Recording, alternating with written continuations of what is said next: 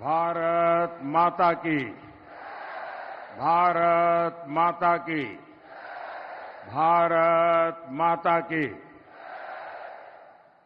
તમને બધાને થતું હશે કે નરેન્દ્રભાઈ પાઘડી પહેરીને કેમ આવ્યા અને મુખ્યમંત્રીએ પાઘડી પહેરાવા જતા હતા તો મેં કહ્યું તમે આના ઉપર જ મૂકો, અમારે આ પાઘડી ઉતારાય એવું નથી. હું આવતા રસ્તામાં જામ સાહેબના દર્શન કરવા ગયો હતો.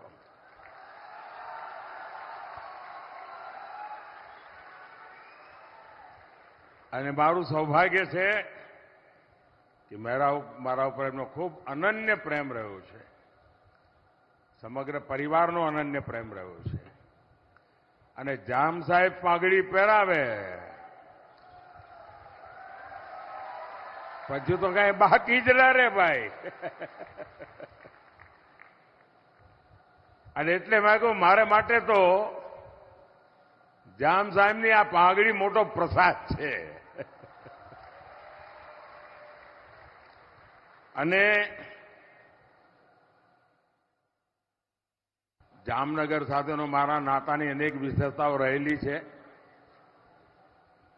ગયા 2 દિવસથી હું ગુજરાતમાં ભ્રમણ કરી રહ્યો છું.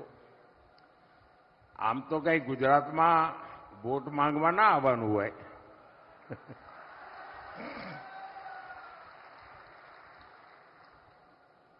મને ઘણા કહેતા હતા કે સાહેબ તમારે ક્યાં પ્રચારમાં આવવાની જરૂર છે. મેં કહ્યું ભાઈ પ્રચારમાં ને પ્રેમમાં બહુ ફરક હોય. હું પ્રચાર માટે નથી આવ્યો, હું તો પ્રેમનો આસ્વાદ લેવા આવું છું.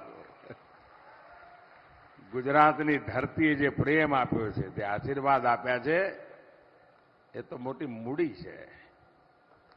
અને આજે જયારે જામનગર આવ્યો છું ત્યારે અનેક જૂની વાતો તાજી થાય. કારણ કે સંગઠનનું કામ કરતો ત્યારે પણ આવતો. પણ એક વાર બહુ મહત્વની ઘટના બની. બુચ્ચર મોરીની યુદ્ધની વાત. અને મને આપણા ક્ષત્રિય સમાજના આગેવાનો નિમંત્રણ આપવા આવ્યા. પછી મને કોઈએ કાનમાં કહ્યું, મને કે સાહેબ અમે નિમંત્રણ આપવા આવ્યા છીએ પણ તમે નહીં આવો. પણ આ તો અમારું કર્તવ્ય છે એટલે અમે આવ્યા છીએ. કેમ નહીં આવો? મને કે સાહેબ કોઈ મુખ્યમંત્રી ના આવે. કેમ ના આવે? કે અમે બધા મુખ્યમંત્રીને ટ્રાય કર્યો છે. તો ભાઈ થયું શું? તો કે સાહેબ ત્યાં એવી માન્યતા છે કે જ્યાં આટલા બધા વીરોએ શહીદ થયા, જેમના પાળિયા ત્યાં દેખાતા હોય, પૂજાતા હોય, પણ ગુજરાતના મુખ્યમંત્રીઓના કાનમાં કોકે ભેળવી દીધું છે કે તમે આ બુચ્ચર મોરીના એમાં જાઓ તો તમે મુખ્યમંત્રી પદ તમારું જતું રહે. અને એટલા માટે એકે મુખ્યમંત્રી આવતા નહોતા. મેં કહ્યું કે મારા ક્ષત્રિય સમાજના આ બલિદાન સામે આ મારા મુખ્યમંત્રી પદની કોઈ કિંમત નથી. હું આવીશ અને હું આવ્યો. અને ખૂબ ઠાઠથી એક કાર્યક્રમને મેં વધાવ્યો પણ કર્યો અને એને વધાર્યો પણ કર્યો. એટલે જામનગર સાથેની મારી એવી અનેક યાદો સાથે આજે ફરી જ્યારે જામનગર આવ્યો છું ત્યારે અનેક વાતો કરવાનું મૂડ છે. જ્યાં જ્યાં હું ગયો છું અપાર આશીર્વાદ, અભૂતપૂર્વ ઉત્સાહ અને ઉમંગના મેં દર્શન કર્યા છે. અને આ વખતે હિન્દુસ્તાનમાં જ્યાં જ્યાં ગયો, 2014ની ચૂંટણીમાં પણ ગયો તો भाई ये जो तस्वीर लेके खड़े हैं ना, कृपा करके आप बैठिए. आप जो लाए मैंने दर्शन कर लिए. प्लीज आप पीछे परेशान करते हैं लोगों को. प्लीज आप बैठिए. आप जो लाए वहां लेकर के बैठिए. सब हो गया. बैठिए आप बैठिए वहां. आपका प्यार मेरे सर आंखों पर बाबा.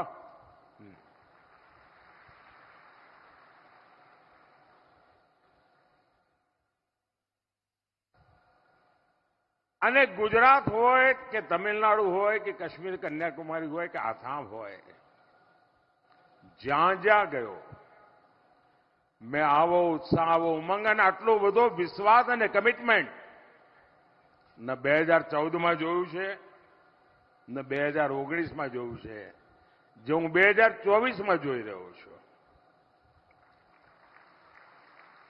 કારણ 14માં ગયો ત્યારે બધાના મનમાં હતું કે આ ભાઈ છે કોણ. ગુજરાત વાળા ઓળખે, બહાર તો બહુ કે એટલી ઓળખાણ ના હોય. 19માં ગયું ત્યારે કે આ માણસ તો કામનો છે. અને 24માં હું જોઉં છું કે ભાઈ હવે તો આપણા દેશનો દુનિયામાં ડંકો વગાડવાનો છે. મોદી સાહેબ આગળ વધો. અને જ્યાં જઈએ ત્યાં એક જ સ્વર, फिर एक बार, फिर एक बार, फिर एक बार. साथियों, गुजरात ने वर्तमान में देश के लिए जितना योगदान दिया है, उतना ही योगदान अतीत में भी दिया है. जामनगर के महाराजा दिग्विजय सिंह जी ने द्वितीय विश्व युद्ध के समय पोलैंड के नागरिकों को यहां जामनगर में शरण दी थी. और आज भी पोलैंड की पार्लियामेंट का सत्र जब शुरू होता है तो सबसे पहले जामनगर का स्मरण होता है, दिग्विजय जी महाराज साहब का स्मरण होता है, बाद में पार्लियामेंट शुरू होती है. और उन्होंने जो बीज बोए उसके कारण आज भी पोलैंड के साथ हमारा रिश्ता बहुत मजबूत हुआ है. और जैसा मैंने कहा, जाम साहब के परिवार के साथ मेरा जो नाता रहा है, उनका जो आशीर्वाद रहा है, तो आज मैं यहां आते समय उनके आशीर्वाद लेने गया था और उन्होंने मुझे प्यार से पगड़ी पहनाई, आशीर्वाद दिए. और जब जाम साहब विजयी भव कहते हैं तो फिर वो विजय निश्चित हो जाता है. हमारे देश के राजा महाराजाओं ने अखंड भारत बनाने के लिए अपना पीढ़ियों का राजपाट दे दिया था. उनके योगदान को ये देश कभी भूल नहीं सकता है. लेकिन आजादी के 75 साल के बाद भी इतिहास की इस महत्वपूर्ण घटना को नकार दिया गया. आज भी शाहजादे जो भाषा बोलते हैं वो ये देश स्वीकार नहीं कर सकता है. लेकिन मैंने भारत की एकता में सरदार वल्लभ भाई पटेल का जो योगदान रहा है और दुनिया का सबसे बड़ा स्टैच्यू बनाया और वहीं पर देश की एकता के लिए योगदान देने वाले राज परिवारों का म्यूजियम में बना रहा हूं. आजादी के इतने सालों के बाद ये मान सम्मान देना किसी सरकार को विचार नहीं आया, मुझे आया, क्योंकि मैं इतिहास की महानता को पूजने वाले लोगों में से हूं. और मैं जानता हूं जो इतिहास भूल जाते हैं वो कभी इतिहास बना नहीं सकते.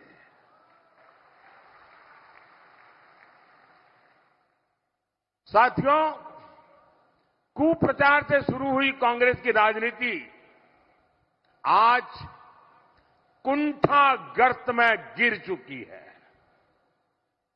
इनकी जो कुंठा पहले गुजरात को लेकर थी, आज कांग्रेस के भीतर देश की प्रगति को लेकर भी वही कुंठा, वही नफरत रग रग में भरी पड़ी है. आज दुनिया में भारत का कद भी बढ़ा है, भारत का सम्मान भी बढ़ रहा है. तो कांग्रेस के शहजादे और उनका पूरा इकोसिस्टम विदेशों में जाकर भारत को बदनाम करने के लिए लंबे लंबे भाषण देकर आते हैं। उन लोगों ने जब सत्ता छोड़ी 2014 में, तब हमारे देश की अर्थव्यवस्था दुनिया में 11 नंबर पर थी। और आपको जानकर के खुशी होगी, देश जब आजाद हुआ था तब हम दुनिया में 6 नंबर पर थे। ये वहां से 11 पर ले गए। और एक चाय वाला आया, वो तो बड़े बुद्धिमान लोग बैठे थे, लेकिन उसकी रगों में गुजराती खून है जी। और दुनिया में 11 नंबर की जो इकोनॉमी थी, वो अब 5 नंबर पर पहुंच गई है। और मुझे आपका आशीर्वाद सत्ता सुख के लिए नहीं चाहिए, पद प्रतिष्ठा के लिए नहीं चाहिए। 2014 में प्रधानमंत्री का शपथ लेने के बाद इतिहास में नाम दर्ज हो चुका है। मोदी न इसके लिए जीता है, न मोदी उसके लिए सपने से अपने संजोता है। मोदी आपसे आशीर्वाद मांग रहा है।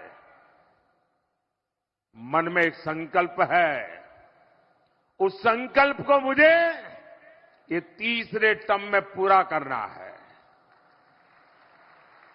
और मेरा संकल्प है, हिंदुस्तान को दुनिया की पहली 3 अर्थव्यवस्थाओं में ला करके रखूंगा।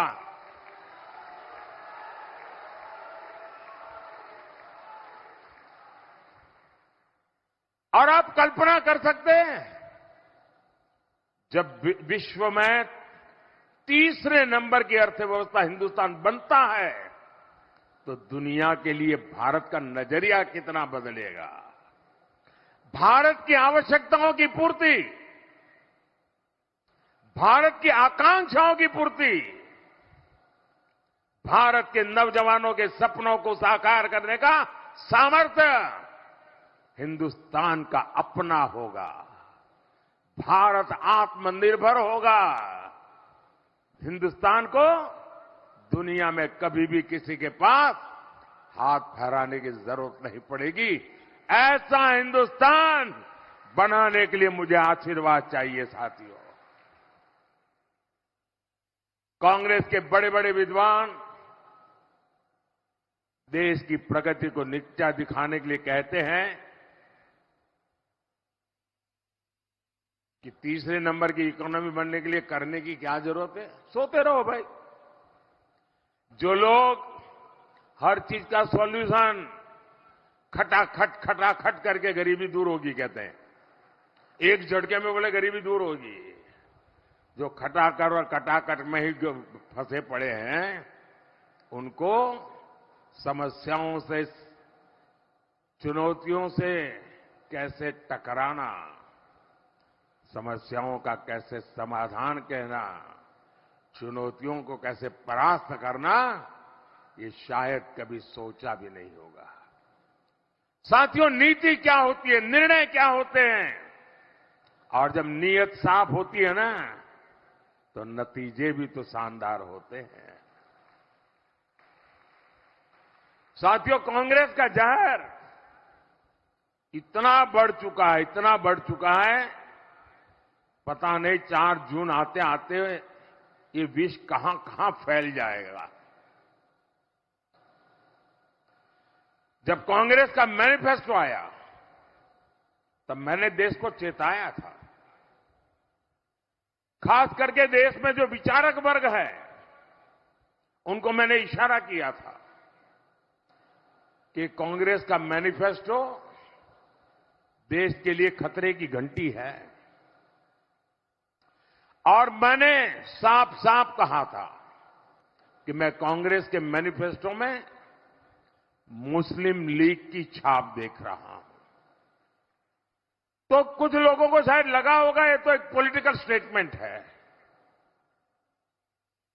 लेकिन जब उसकी बारीकियों में लोग जाने लगे तो देश बेचैन बनता गया। जो भाषा मुस्लिम लीग बोलती थी,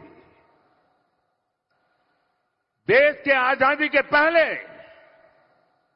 भारत का विभाजन की भाषा, जो नैरेटिव गढ़े गए थे, दुर्भाग्य से आज कांग्रेस का मैनिफेस्टो उन्हीं बातों को लेकर के आज देश के वासियों से वोट मांग रहे हैं। इंडिया अलायंस की रैलियों में इंडिया अलायंस के नेता मुस्लिम वोटर्स को वोट जिहाद करने की अपील कर रहे हैं, और वो भी कोई मदरसा से निकला हुआ बच्चा नहीं बोल रहा है। कांग्रेस के टॉप लीडरशिप में बैठने उठने वाले बहुत पढ़े लिखे परिवार के कांग्रेस के नेता वोट जिहाद की बात कर रहे हैं। और कांग्रेस का और वोट जिहाद का क्या रिश्ता कहलाता है, ये आपको कांग्रेस के इतिहास से पता चलेगा। आप याद करिए, जब देश में जिहाद के नाम पर आतंकी हमले होते थे, तब उन आतंकियों की वकालत में सबसे पहले कांग्रेस के लोग आते थे।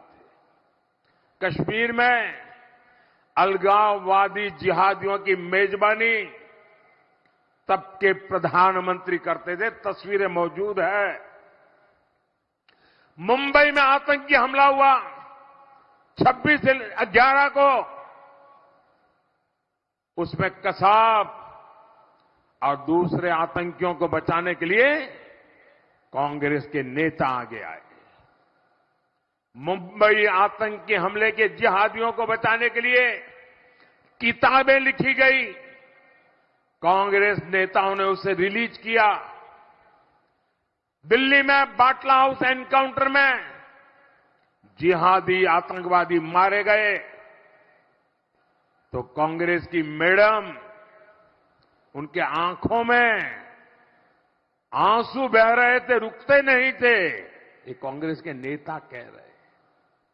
अफजल गुरु को फांसी हुई, उसे माफी दिलाने के लिए इसी इकोसिस्टम के लोग सुप्रीम कोर्ट से लेकर राष्ट्रपति तक पहुंच गए थे।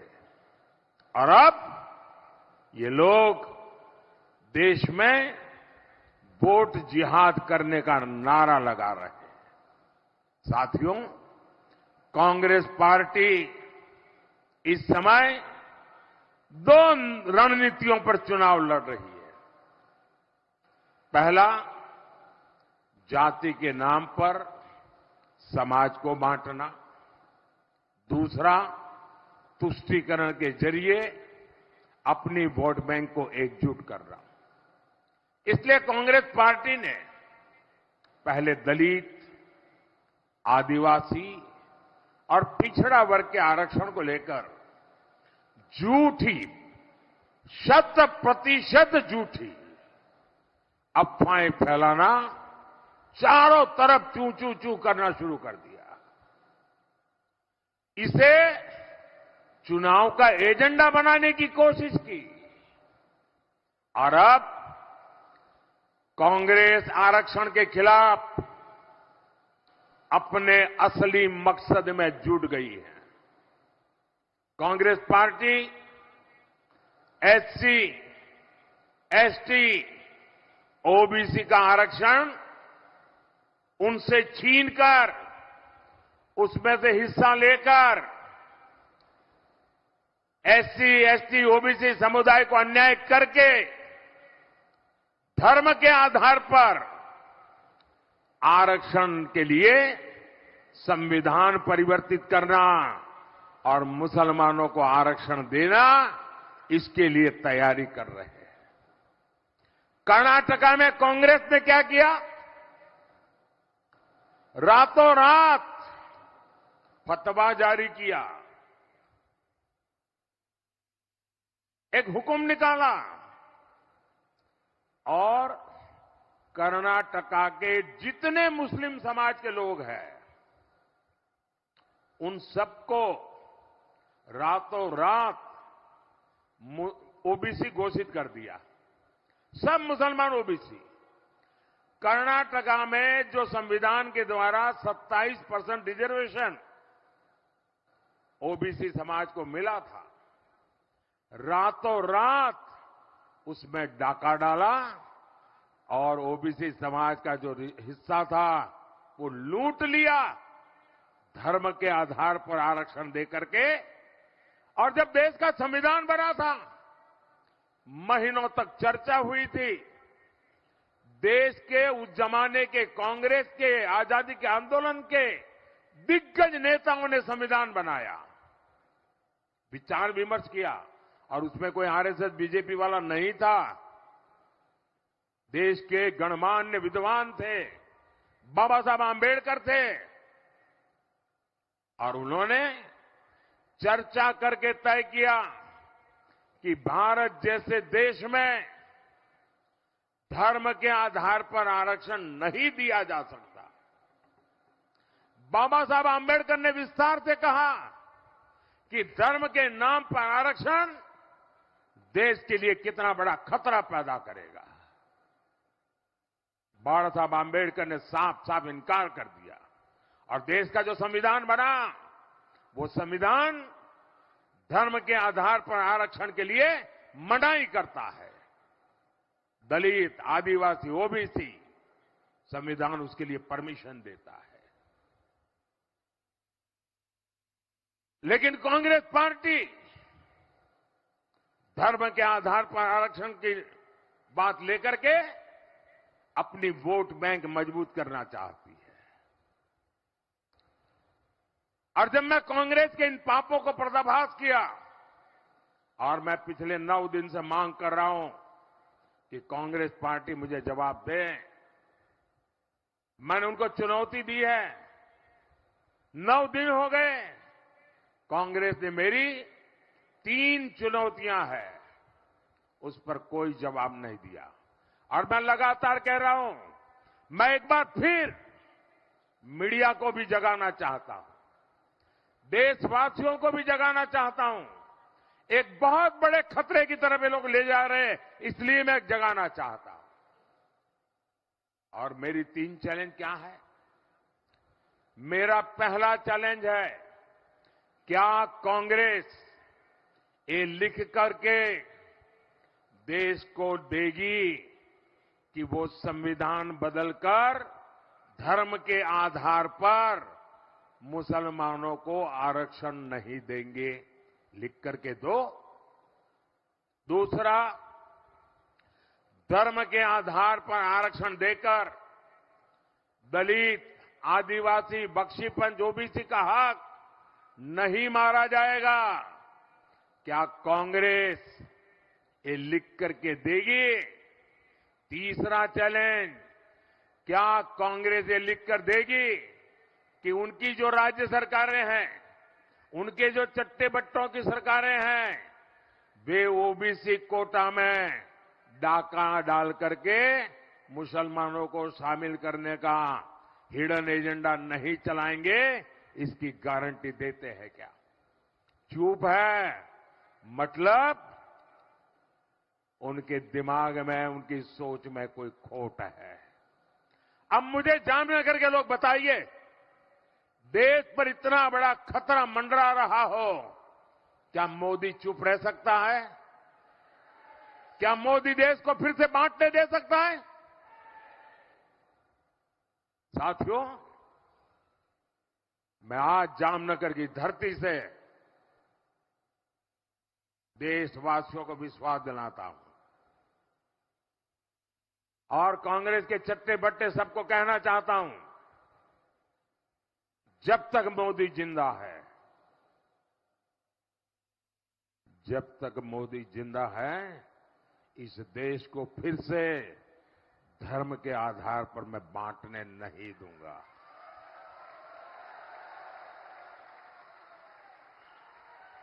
धर्म के आधार पर दलित, आदिवासी, बख्शीपांच इनके हक छीनने नहीं दूंगा।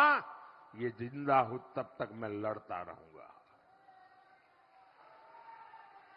और कांग्रेस जवाब देने के बजाय मुंह छिपाकर देशवासियों की आंख में धूल झोंक रही है। साथियों, कांग्रेस के लोग, उसके शहजादे, पूरी उनकी इकोसिस्टम हमारी आस्था पर प्रहार करने का कोई मौका नहीं छोड़ते।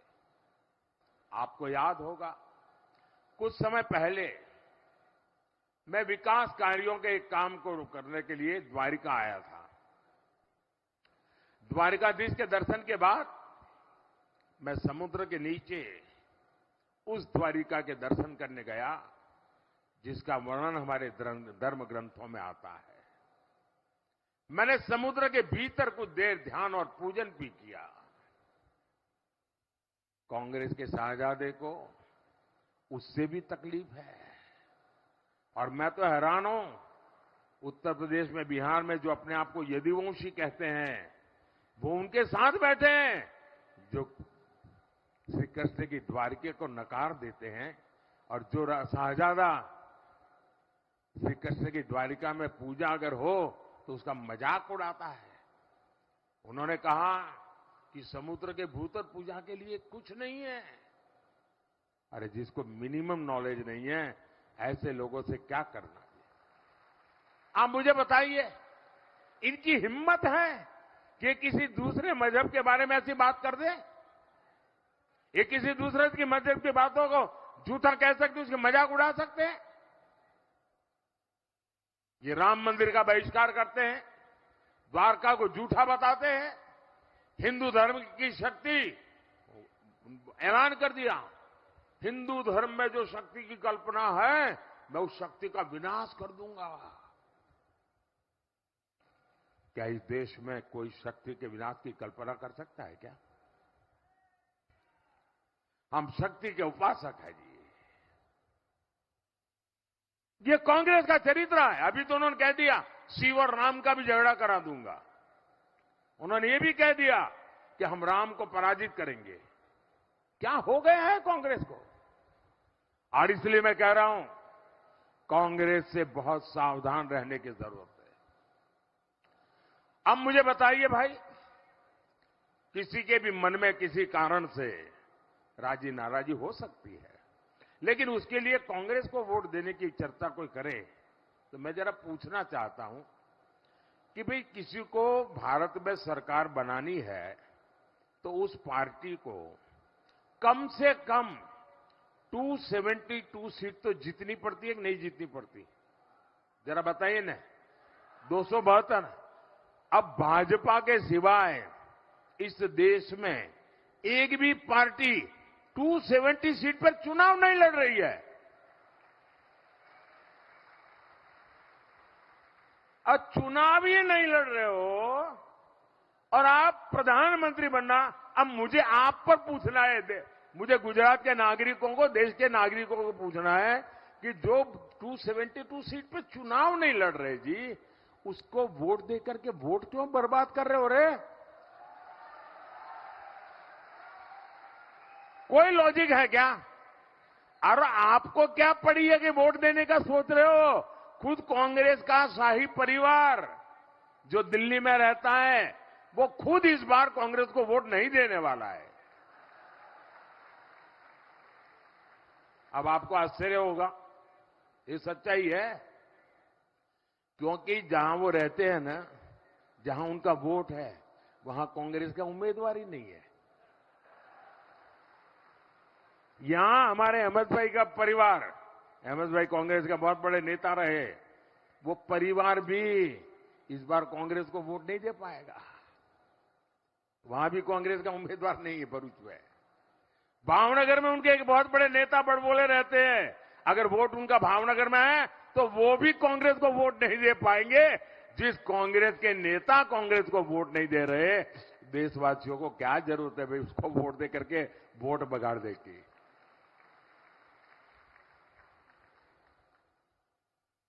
અને એટલા જ માટે મારા ભાઈઓ બહેનો,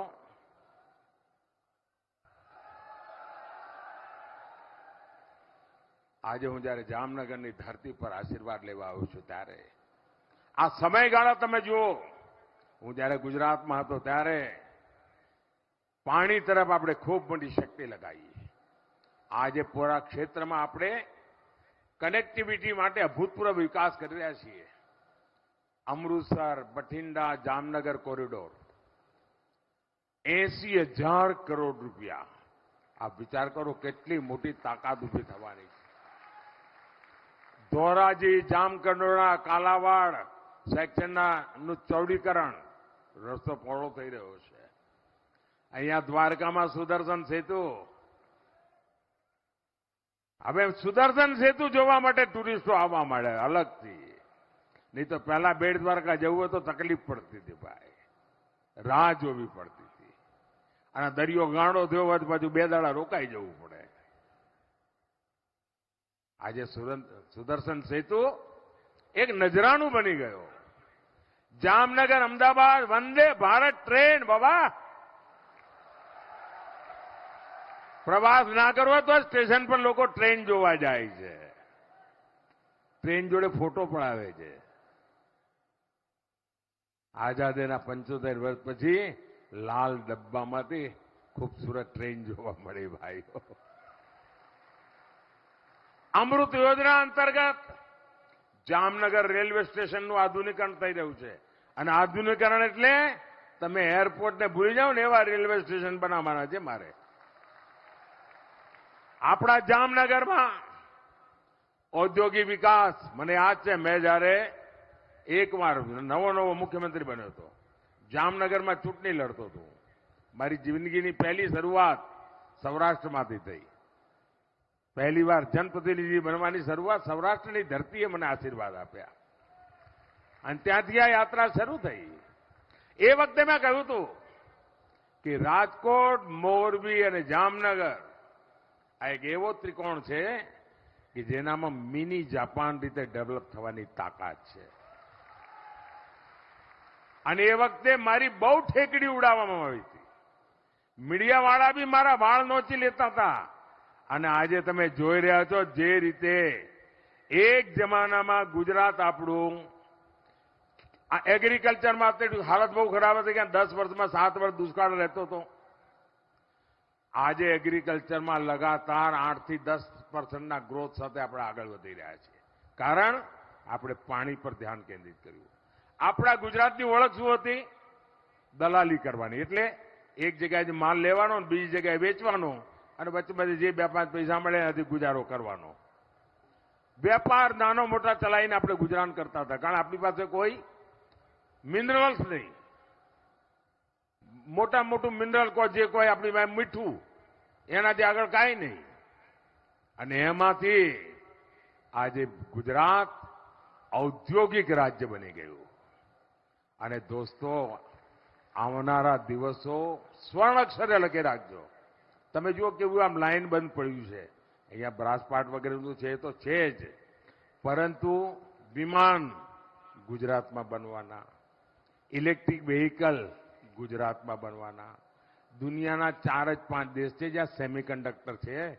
આ સેમિકન્ડક્ટર હિન્દુસ્તાનમાં, ગુજરાતમાં બનવાના ભાઈ. એનો અર્થ એ થયો કે અને એક જમાનો આવશે ભારતમાં જે ઇલેક્ટ્રિક વ્હીકલ ચાલતા હશે ને એની ચીપ ગુજરાતમાં બની હશે. દોસ્તો, આ ક્રાંતિકારી ચીજો થઈ રહી છે. ગુજરાત ગ્રીન હાઇડ્રોજન, સમગ્ર દુનિયાનું એનર્જીનું એક મોટું ક્ષેત્ર ગ્રીન હાઇડ્રોજન, ગુજરાત એનું હબ બનવા જઈ રહ્યું છે. વિશ્વનું સૌથી મોટું આવી અનેક ઔદ્યોગિક ક્ષેત્રે હરણફાળ આ ગુજરાત ભરવાનું છે. અને મારું એક બીજું સપનું છે, ખાસ કરીને જે મધ્યમ વર્ગ, ઉચ્ચ મધ્યમ વર્ગના પરિવારના લોકો છે એમના, બાકી બધાને માટે પણ, તમારું વીજળી બિલ જે છે ને એ મારે 0 કરી દેવું છે. હવે આપ વિચાર કરો, વીજળી બિલ 0 થાય એટલે તમારા જીવનમાં નવી દિશામાં આગળ વધવા માટેનું કેટલો મોટો અવસર મળે. અને એના માટે પીએમ સૂર્યઘર યોજના આપણે બનાવી છે. સરકાર તરફથી સોલાર પેનલ માટે પૈસા મળશે. તમે તમારા ઘર ઉપર સોલાર પેનલ લગાવીને વીજળી પેદા કરો. તમારી જેટલી જરૂરી વીજળી છે મફતમાં વાપરો. અને વધારાની વીજળી સરકાર ખરીદશે ને તમને પૈસા આપશે. પહેલા તમે પૈસા આપતા હતા, હવે સરકાર તમને પૈસા દેશે. એટલું જ નહીં, તમારું ટ્રાન્સપોર્ટેશનનો ખર્ચો, તમારી સ્કૂટી હોય, સ્કૂટર હોય, મોટરસાયકલ હોય, કાર હોય, હવે પેટ્રોલનું, ફ્યુઅલનું બિલ જેમ વીજળી બિલ 0 એમ ફ્યુઅલનું બિલ 0. મફતમાં, કાના માતર વગર મફત. પીએમ સૂર્યઘર યોજના, એ જે વીજળી તમારા ઘરમાં પેદા થાય એનાથી હવે જે ઇલેક્ટ્રિક વ્હીકલ આવવાના છે એનો જ જમાનો છે. એની તમારા ઘરમાં બેટરી ચાર્જ થાય અને પછી લઈને રોડ પર નીકળો બાપુ, આમ મજા આવી જાય. 1 પૈસાનો ખર્ચો નહીં. અને જુવાનિયાઓને બાપા પાસે હાથ લાંબો ન કરવો પડે અને મસ્તીથી ગાડી ચલાવે. આ દિશામાં જાઉં છું ભાઈઓ. ગ્લોબલ મેપ પર જામનગર સ્વાસ્થ્યની બાબતમાં દુનિયાનું WTOનું, WHOનું મહત્વનું સેન્ટર, ગ્લોબલ ટ્રેડિશનલ મેડિસિનનું સેન્ટર આ જામનગરમાં બની રહ્યું છે. આખી દુનિયા આયુર્વેદ તરફ વળી રહી છે. જામનગરની આયુર્વેદ યુનિવર્સિટી એના માટે એક મોટું પ્રેરણા કેન્દ્ર બની ગઈ છે. આજે દુનિયામાં ભારતના આયુર્વેદની ઓળખાણ થઈ છે. આપણે 2023ને મિલેટ યર તરીકે મનાવ્યું. આપણો નાનો કિસાન પાણીનો જ્યાં આવરો ઓછો હોય તે આપણું મોટું અનાજ પાકે, જુવાર ને બાજરો ને એ બધું. એને કોઈ પૂછતું નહોતું. ઘરમાં છોકરાઓને લાગે આ તો બધું આઉટડેટેડ છે. આજે પુરવાર થઈ ગયો. એ આપણા પૂર્વજો જે ખાતા હતા ને જુવાર ને બાજરી ને બધું, એ સુપર ફૂડ છે, સુપર ફૂડ. અને મિલેટ યર આપણે મનાવ્યું. એનું નામ હવે નક્કી કર્યું શ્રી અન્ન. કારણ હિન્દુસ્તાનમાં અલગ અલગ જગ્યાએ અલગ અલગ નામ છે. હવે આ શ્રી અન્ન દુનિયામાં, અને અમારું સપનું છે દુનિયાના ડાઇનિંગ ટેબલ પર આ ભારતના નાના નાના ખેડૂતોએ ઉગાડેલું આ શ્રી અન્ન ખવાય. અને હું છેલ્લે જ્યારે અમેરિકા ગયો હતો, અમેરિકાના રાષ્ટ્રપતિએ પહેલીવાર ભારતના પ્રધાનમંત્રીને આટલું બધું સન્માન આપ્યું હતું. હિન્દુસ્તાનના એક પણ પ્રધાનમંત્રીને એ સન્માન નહોતું મળ્યું. અને મોટો ભોજન સમારંભ ગોઠવ્યો હતો. એ ભોજન સમારંભની વિશેષતા એ હતી કે દરેકના ભોજનની ડીશમાં વેજીટેરિયન ખાવાનું હતું. એટલું જ નહીં, આ આપણો જુવાર બાજરી મિલેટ હતું, શ્રી અન્નનું ભોજન હતું. વ્હાઇટ હાઉસમાં પણ સુપર ફૂડનું મહાત્મ્ય વધતું જાય છે. સાથીઓ, સૌની યોજના, એને તો જ્યારે મને યાદ છે, મેં આ રાજકોટમાં પ્રેસ કોન્ફરન્સ કરીને સૌની યોજનાની જાહેરાત કરી હતી, તો છાપાવાળાએ હેડલાઇન બનાવી હતી કે મોદીએ ચૂંટણીનું નવું ગતકડું કાઢ્યું. કારણ કે ચૂંટણીના થોડા દાડા પહેલા જ કર્યું હતું. આજે ધમધમાટ પાણી પહોંચે છે કે નહીં? તળાવ ભરાય છે કે નહીં? ભાઈઓ બહેનો, કચ્છના ખાવડા સુધી પાણી પહોંચાડ્યું. સૌની યોજનાએ એક નવું જીવતદાન આપ્યું છે. જામનગર જિલ્લાના 400થી વધારે ગામ, એમાં નળથી જળ મારી માતાઓ બહેનો પહેલા 1-2 કિલોમીટર માથે ગઢુલા લઈને જતી હતી. આ મોદીએ તમારા ગઢુલા ઉતારી દીધા અને નળથી જળ. અત્યારે બાટલામાં ગેસ આવે છે ને, હવે પાઇપલાઇનથી ગેસ આવશે. આ મોદીએ સાફ બધું ગોઠવેલું છે, નક્કી કરેલું છે.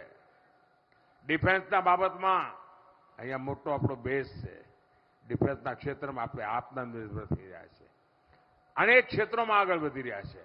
મારું કહેવાનું તાત્પર્ય એ છે ભાઈઓ કે ખૂબ મોટી સંખ્યામાં જ્યારે આગળ વધી રહ્યા છે, ત્યારે મારી તમારી પાસે અપેક્ષા છે. તમારા આશીર્વાદ મારી જોડે છે. તમે 26 સીટો જીતાડવાના છો એ પણ મને ખબર છે.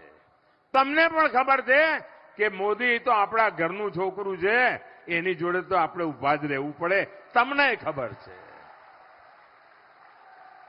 7મી મે મારી અપેક્ષા છે, ગરમી ગમે તેટલી હોય, કામ ધામ ગમે તેટલું હોય, પણ આપણા ગુજરાતે આખા હિન્દુસ્તાનમાં સૌથી વધારે મતદાનનો રેકોર્ડ કરવો પડે. આપણા ગુજરાતે અત્યાર સુધીના મતદાનના બધા રેકોર્ડ તોડવા પડે. તોડશો? પ્રત્યેક પોલિંગ બૂથમાં જોર લગાવશો? ગમે તેટલી ગરમી હોય, પહેલા મતદાન પછી જલપાન. બીજી મારી અપેક્ષા વધુમાં વધુ પોલિંગ બૂથ જીતવા છે. લોકસભા કે વિધાનસભાની પેટા ચૂંટણીઓ જીતી જેવું જેટલું નહીં, મારે બધા પોલિંગ બૂથ આ વખતે જીતવા છે. તમારી મદદ વગર જીતાય? મદદ કરશો? આશીર્વાદ આપશો? જામનગરથી બેન પૂનમબેન ચૂંટણી લડી રહ્યા છે, એમને આપના આશીર્વાદ મળે. અને પોરબંદરથી અમારા સાથી અર્જુનભાઈ મોઢવાડિયા એ ચૂંટણી લડી રહ્યા છે. અમારા બંને સાથીઓને ભારી બહુમતથી વિજય બનાવો. આખું ગુજરાત વિજય બનાવે. આજે જામનગરના આંગણેથી અહીંથી મારે કલકત્તા માટે વિદાય લેવી છે. આવતીકાલે બંગાળમાં ગુજરાતના ઉત્સાહ ઉમંગની વાત કરીશ. ફરી એક વાર મારી સાથે બોલો, ભારત માતા કી. फिर एक बार, फिर एक बार, फिर एक बार, अब की बार, अब की बार, अब की बार, भारत माता की. खूब खूब धन्यवाद.